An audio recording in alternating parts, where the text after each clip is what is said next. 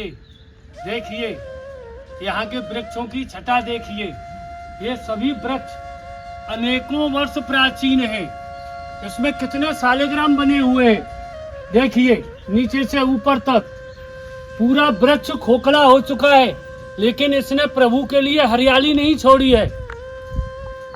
ऐसे यहाँ ऐरावत कुंड के दर्शन करने जाते हैं तो रास्ते में यहाँ ऐसे अनेकों वृक्ष मिलते हैं।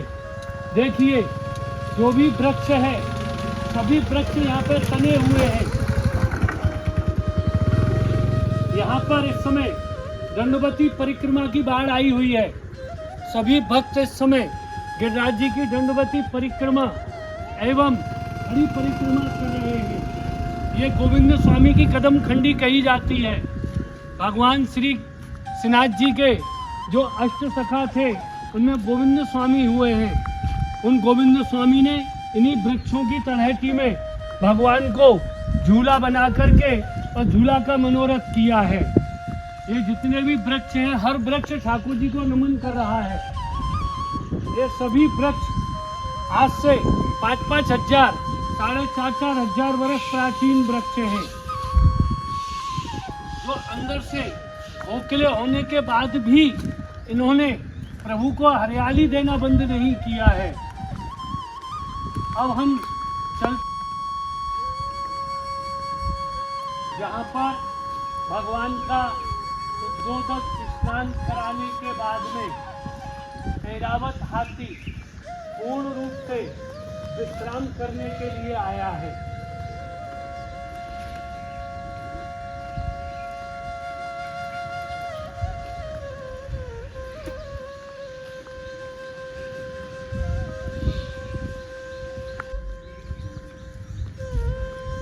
आज भी इस कुंड का आकार हाथी के आकार जैसा है।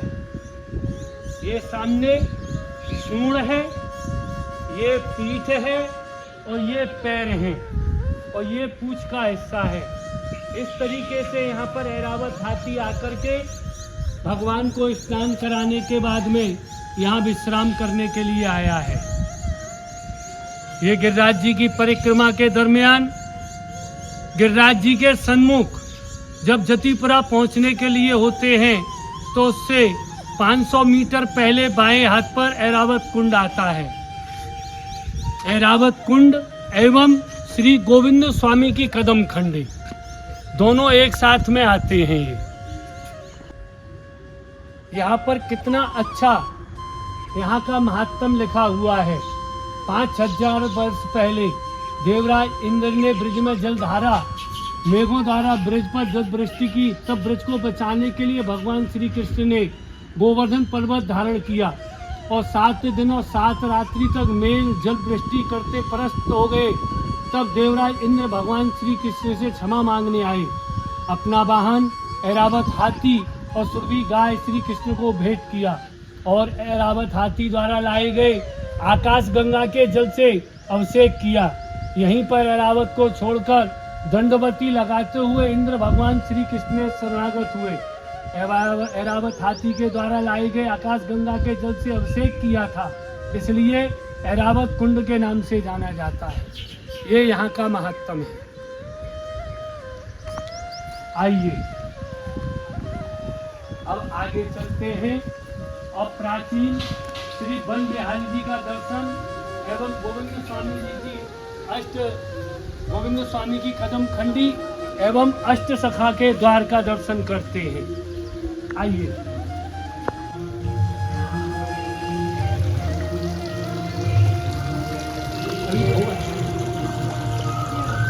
यहाँ पर जो श्री महाप्रभु जी के 4 एवं श्री गोसाई जी के 4 जो अष्ट सखा हुए हैं उनमें श्री गोविंद स्वामी जी का द्वार है। ये यहाँ गोविंद स्वामी जी की बैठक है ऐरावत कुंड पर। यहाँ संवत 1886 में श्री गोविंद स्वामी जी ने बैठ करके भगवान श्री नाथ जी के लिए पद गाए हैं।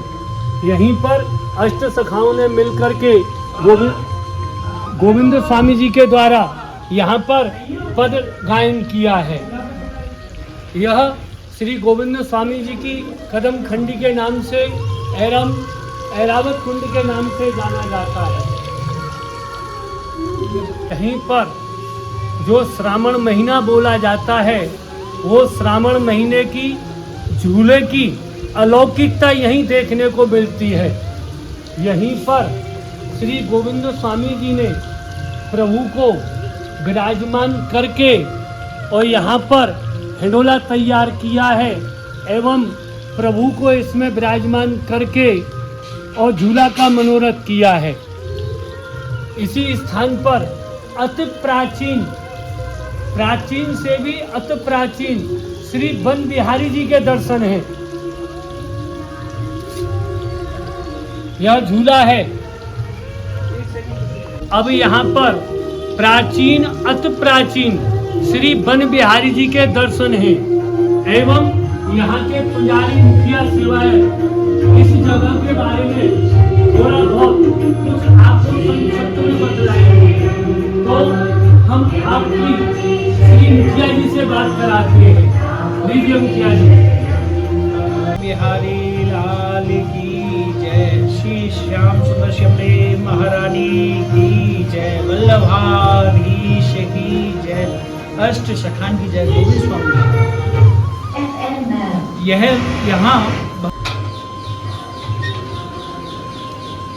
चलो यहाँ 5000 वर्ष पुरानी लीला है और 500 वर्ष पुरानी भी लीला है। यहाँ 5000 वर्ष पहले जब भगवान श्री कृष्ण यहाँ आते थे तो राधा रानी के साथ में वन में विहार करते थे, यहाँ झूला झूलते थे। उस समय ये कदम वन कहलाता था।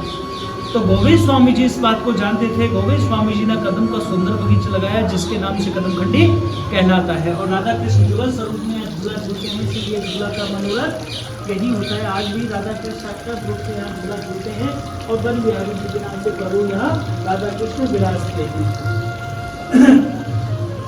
बात उस समय की है, गोविंद स्वामी जी का जन्म 1562 में हुआ था। आंती गांव ब्रज के शनाढ़ी ब्राह्मण थे। 80 वर्ष भूतल पर रहे। 40 वर्ष की अवस्था में गोसाई जी विठल जी के संपर्क में आकर उनका ब्रह्म संबंध हुआ। उनका कुछ समय गोकुल मावन में बीता है, बाकी का पूरा जीवन यहीं बीता है। कदम खंडी उनका स्मृति स्थल और तपस्थली कहलाता है। तो गोविंद स्वामी जी सांख्य भक्ति के थे, सखा भाव के थे, भगवान श्रीनाथ जी के अंतरंग सखा थे।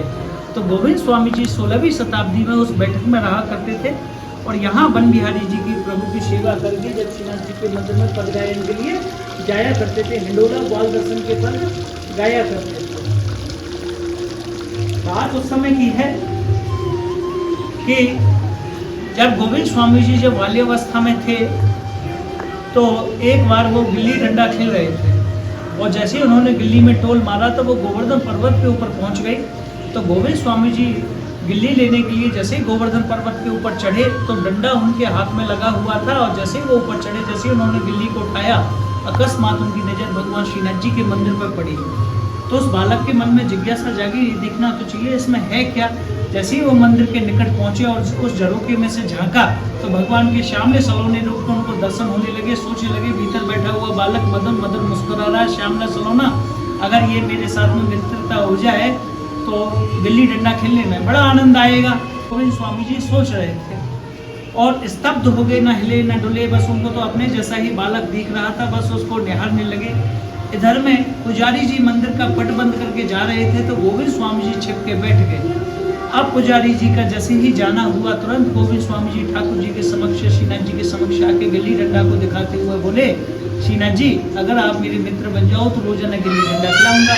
बच्चे के भाव को देख के भगवान श्रीनाथ जी तुरंत प्रकट हो गए और उसी दिन से उनके साथ में गिल्ली डंडा खेलने के लिए गोविंद कुंड आने और जाने लगे। जहाँ प्रभु राधा कृष्ण विराजे हुए हैं इसका एक पिछवाड़ा ही गोविंद कुंड है। विराज जी को लांघते हैं तो नीचे गोविंद कुंड है, इधर प्रभु विराजे हुए हैं।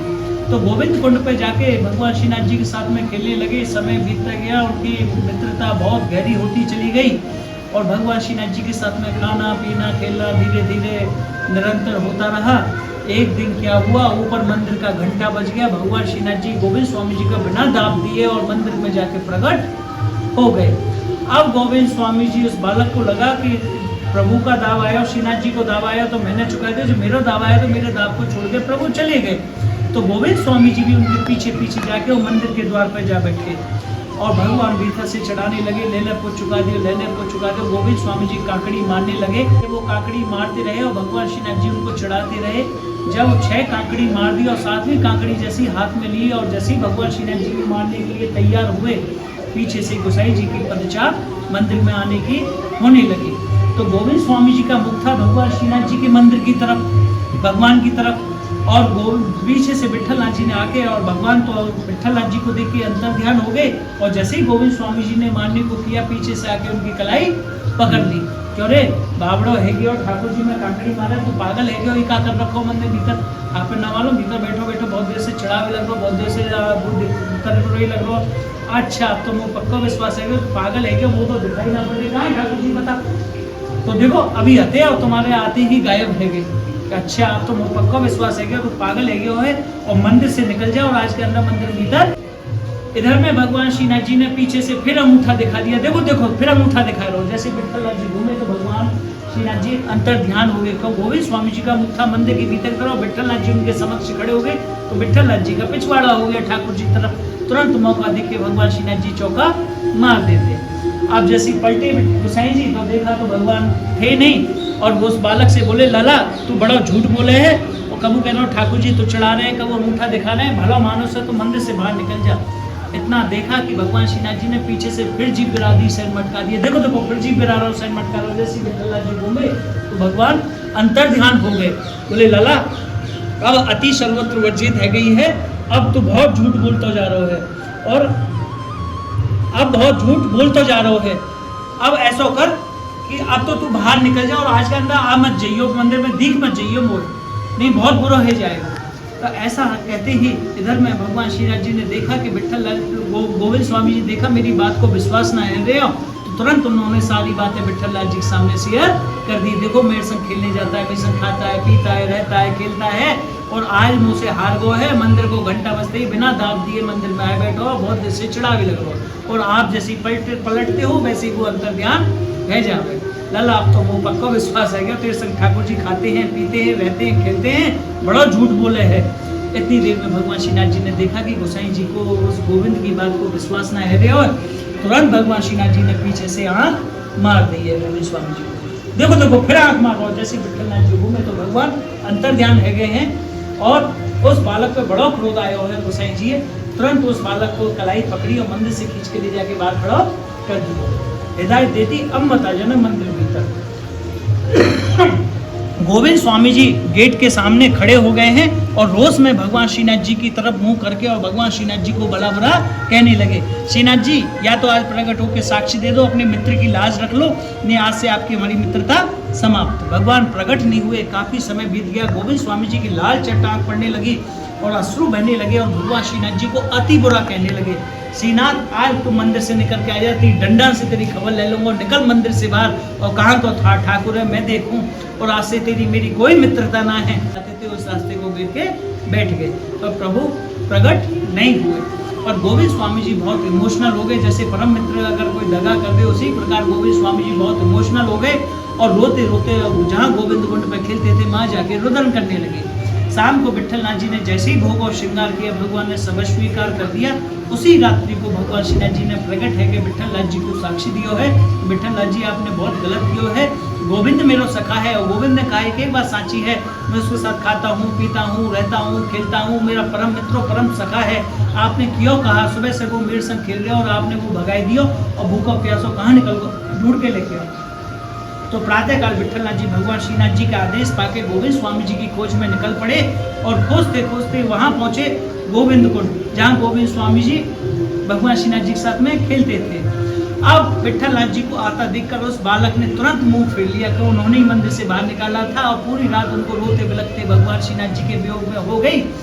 जैसे ही विट्ठल नाथ जी उनके नजदीक आए तो अपने स्नेही के दोनों हाथ उस बालक के कंधे पर रखे बोले, गोविंद मुझसे बहुत तगड़ी भूल है गई है भैया, ठाकुर जी ने मुझ साक्षी दियो है, तेने एक एक बात कही है वो अटल सत्य निकली है, जी ने आपको याद किया है, और जब तक नहीं चलेगा, जब तक ठाकुर जी भोग नहीं रोकेंगे और मुझसे नाराज है गए, अब तो तू ही चल के मना सके। ऐसा सुनते इस बालक में जोश आ गया और एकदम खड़े होके बोले बड़ो छलिया है, भाई समय साक्षी देते हो कहा बिगड़ जाते हो, पूरा चिकार चिकार के गला फाड़ के मैंने कितना साक्षी देवे की गई पर एक ना सुनी और पूरी रात वो भूखे प्यासे बैठे बैठे गई।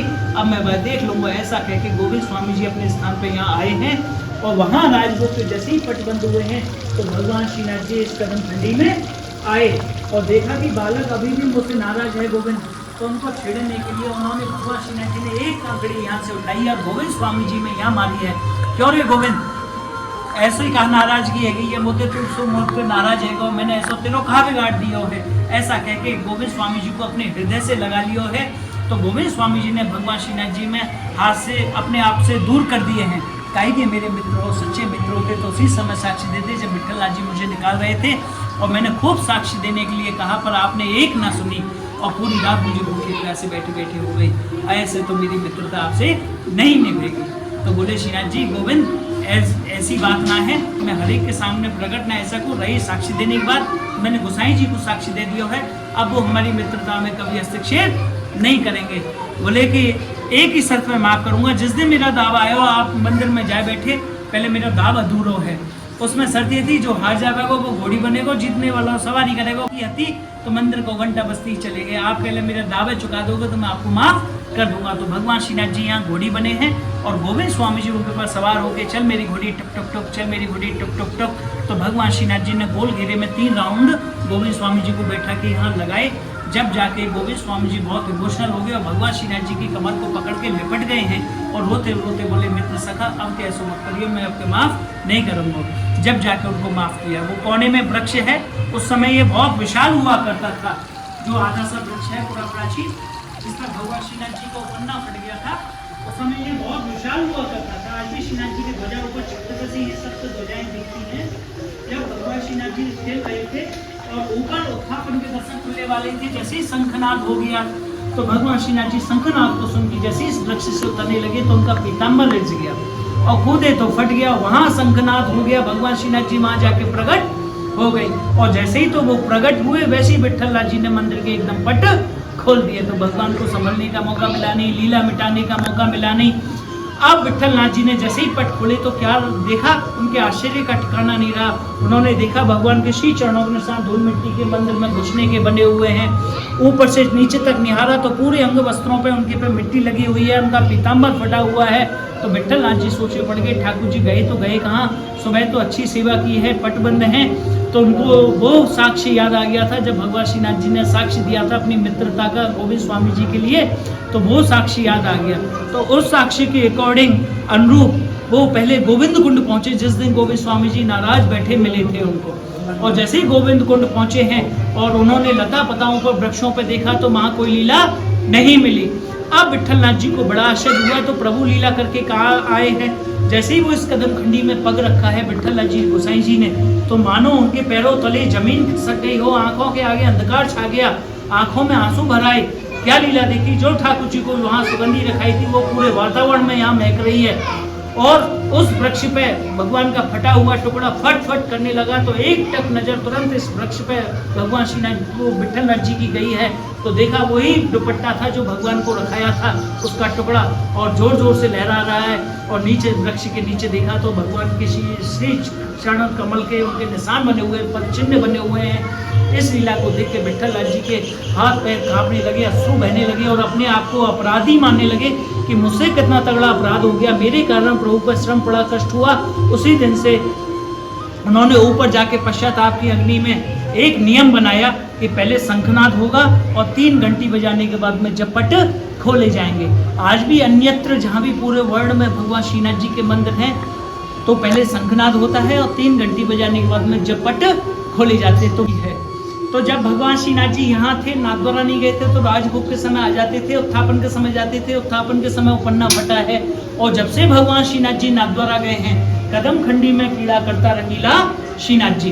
तो मंगला आरती नाथद्वारा को होती है और जतिपुरा जैसे ही प्रभु पधारते हैं और जतिपुरा में शयन आरती होने के बाद में भगवान श्रीनाथ जी निकुंज नायक निकुंज क्रीड़ा करने के लिए इस कदम खंडी में आ जाते हैं और मध्य रात्रि 12 बजे तक अपने गोविंद सखा के साथ में निकुंज क्रीड़ा करते हैं।